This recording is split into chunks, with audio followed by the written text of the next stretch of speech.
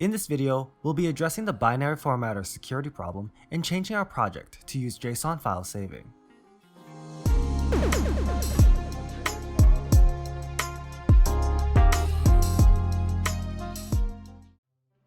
So, when I first got into saving our game, I was using binary formatter as a way to serialize and deserialize binary files. It was widely used in many different Unity projects and tutorials, so I thought it was okay to use. However, it's come to my attention that binary formatter has been labeled as dangerous to use. So, why is it dangerous? I don't know if this is exactly how it happens, but I will use an example. Say we have our game application, and we use the binary formatter as intended.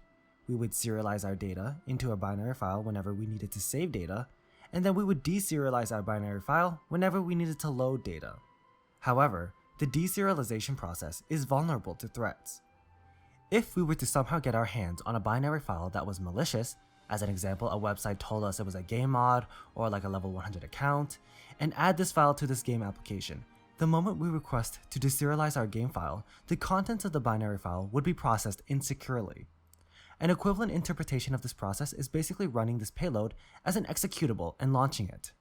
Any malicious code that the attacker put inside the binary file would run, and it would compromise the security of the user's system. Of course, we may say things like, oh, it's the player's fault for downloading something that they shouldn't have. However, we should be protecting our players from any kind of attack, and with a preventable attack like this, we should go out of our way to follow the recommended guidelines and save both our time and their time. For more details, visit the security guide listed in the description. If this explanation was incorrect, please feel free to comment your explanation below. In any case, let's get out of binary file saving and move on to JSON file saving.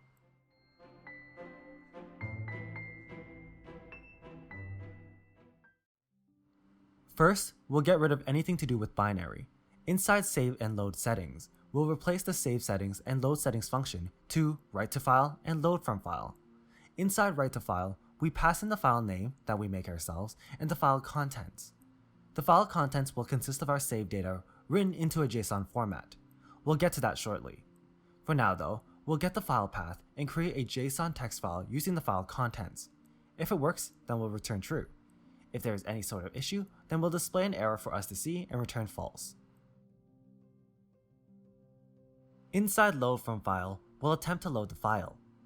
If the file does not exist, then we'll set the result as an empty string and return false. If the file exists at the given path, then we'll return a result using read all text and return true.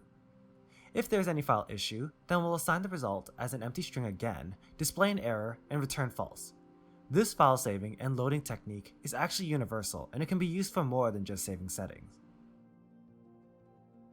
Inside our settings file, we'll add a header to later differentiate between our settings, and we'll change the constructor to be a void method instead. Be sure to rename the method so it's not the same as the class. We'll also add two new functions called toJSON and load_from_JSON. These will be used as the name implies.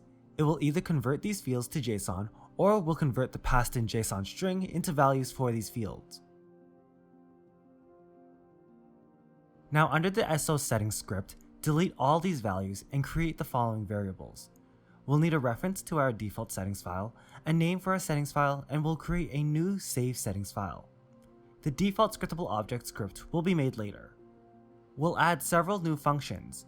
The first is called load save settings data from disk. This will attempt to load the file, and if successful, we'll assign the contents of the save file to the settings data. We'll also return a boolean to signify if the load was successful or not.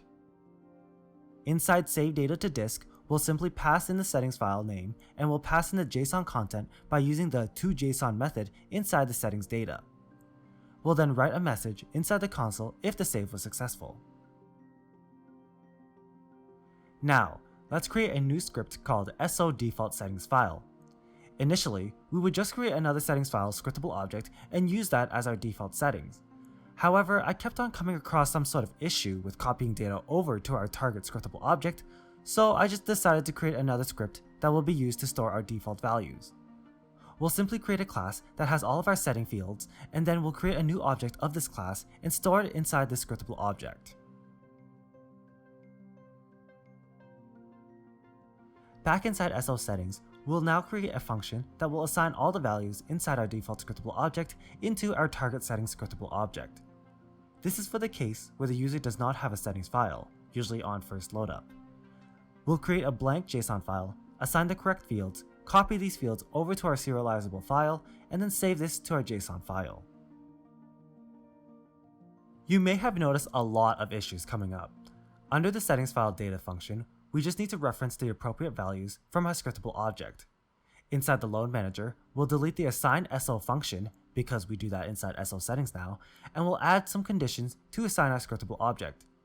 If the settings scriptable object exists, but the setting file does not exist, then we can call that setNewSettingsData function to assign a new file for us. If the file exists, then we already assigned the settings data field using the load from JSON method. We'll then fix up all the references to our scriptable object. Again, the values are different now, and we must reference our settings data field. We'll do this under comp video settings too. At any point that we want to save, we'll use the settings.save data to disk instead. Otherwise, just continue replacing all of our fields.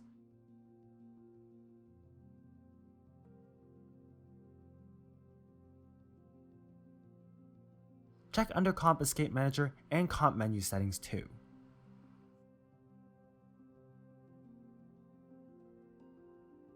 Now inside the project, we'll create a new default scriptable object. Remember, the default scriptable object uses SO default settings file, while the original settings file scriptable object uses SO settings. Assign the default scriptable object to the original settings file scriptable object.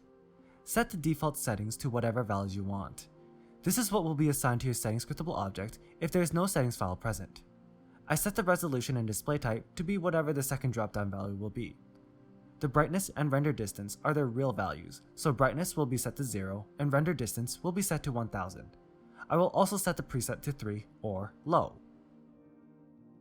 Once you delete the settings file, run the game. The settings scriptable object should be assigned correctly. Notice how having a default preset value of 3 changes all the fields inside the settings scriptable object to match that preset. This was our intended interaction, and if you check your project settings, everything should be working properly. Check to see if the settings are still saving correctly. Reset the scriptable object, run the game, and check the scriptable object again.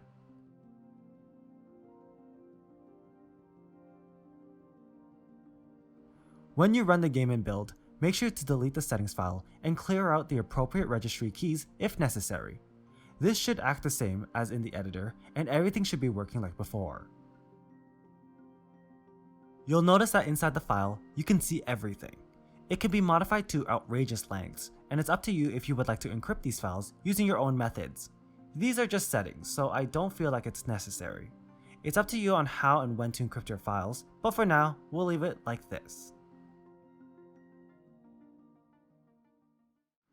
With that, we can finally move on to the rest of the settings. I know that the series has been going on for some time, so I'll try to upload the rest of the series as soon as I can. For our next settings video, we'll finally be hitting game settings, so look forward to that. Anyway, thanks for watching.